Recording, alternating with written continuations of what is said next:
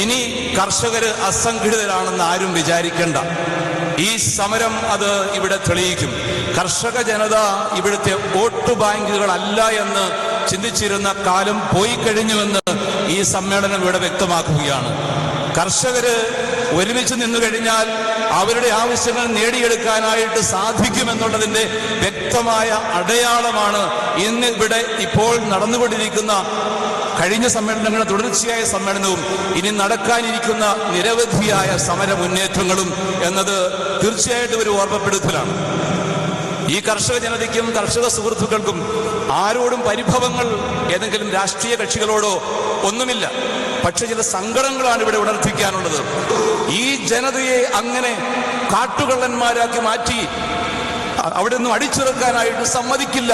അതുതന്നെ കാട്ടിലേക്ക് കയറി വന്ന് വനം കൊള്ള ചെയ്തവരല്ല, കാടിനെ സംരക്ഷിച്ചവരാണ്, നാടിനെ സംരക്ഷിച്ചവരാണ്. ചരിത്രം നമ്മൾ ഒരിക്കലും മറക്കരുത്. കാരണം ഇവിടെ സർക്കാരിന്റെ തന്നെ പ്രത്യേക പ്രചോദനവും പ്രോത്സാഹനവും സ്വീകരിച്ചുകൊണ്ട് ഗ്രോമോർ ഫുഡ് പദ്ധതിയുടെ തന്നെ ഭാഗമായിട്ട് സർക്കാർ തന്നെ ഇവിടുത്തെ സാമ്പത്തിക സുരക്ഷ ഉറപ്പുവരുത്താൻ വേണ്ടിയിട്ട് ഇവിടെ ആവശ്യമുള്ള കാർഷിക വിഭവങ്ങൾ ഉത്പാദിപ്പിക്കാൻ വേണ്ടിയിട്ട് ആളുകളെ പതിറ്റാണ്ടുകൾക്കപ്പുറത്ത് സ്നേഹപൂർവ്വം നിർബന്ധപൂർവം ഇങ്ങനെയുള്ള പ്രദേശങ്ങളിലേക്ക് കുടിയേറാൻ ആവശ്യപ്പെട്ടതാണ്. അല്ലാതെ കയ്യേറിയതെല്ലാവരും കയ്യേറ്റക്കാരാണെന്ന് പറഞ്ഞുകൊണ്ട് പട്ടണങ്ങളിലും ശീതീകരണ മുറികളിലും ഇരുന്നുകൊണ്ട് വിവരക്കേടുകൾ സ്വീകരിക്കുകയും ചെയ്യുന്നവരോട് ഞങ്ങൾക്ക് കഠിനമായ വിരോധമുണ്ട്. അത് ഒരു വിരോധം പറയുകയല്ല, മറിച്ച് അതൊരു നിങ്ങൾ ചെയ്യുന്ന കഠിനമായ ദ്രോഹം ഞങ്ങൾ തിരിച്ചറിഞ്ഞു കഴിഞ്ഞു.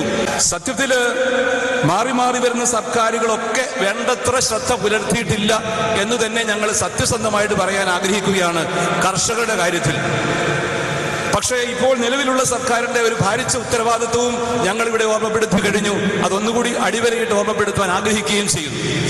സമയബന്ധിതമായിട്ട് കൃത്യമായ റിപ്പോർട്ടുകൾ എംപവേർഡ് കമ്മിറ്റി വഴി സുപ്രീം കോടതിയിൽ ഇതിനു മുമ്പേ അറിയിച്ചിരുന്നെങ്കിൽ ഇതുപോലെ പൊതുനിരത്ത് വെയിൽ കൊണ്ട് ഇതുപോലൊരു ജനത കണ്ണീരൊഴുക്കി വരേണ്ട ആവശ്യമില്ലായിരുന്നു.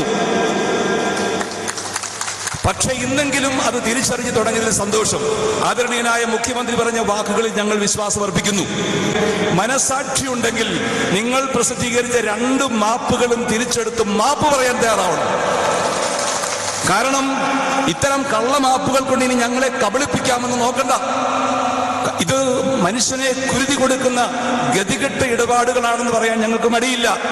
സർക്കാർ തന്നെ ഈ വനം വകുപ്പിനെ നിയന്ത്രിച്ചുകൊണ്ട് കൃത്യമായ നിലപാടുകൾ സ്വീകരിക്കുകയും വ്യക്തമായ റിപ്പോർട്ടുകൾ യഥോചിതം സമർപ്പിക്കുകയും ചെയ്യാനായിട്ട് തയ്യാറാവേണ്ടതാണ്.